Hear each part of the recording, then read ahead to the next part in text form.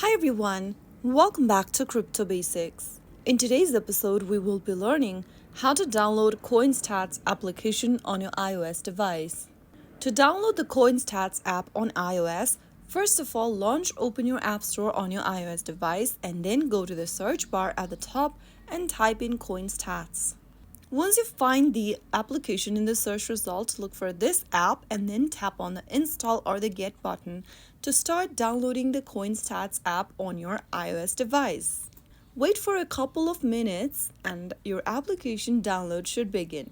CoinStats is a cryptocurrency portfolio tracker and management platform that allows users to track, manage, and analyze their cryptocurrency holdings.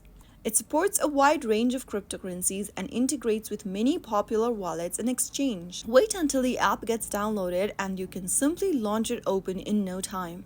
And that's how you easily find and install CoinStats application for your iOS in just a couple of steps. I hope the tutorial was helpful. If it was, go ahead and give us a thumbs up. Don't forget to subscribe to the channel by hitting that subscribe button. Press the bell icon so that you'll never miss another upcoming upload from us. I will be back again in the next episode. Thank you for watching.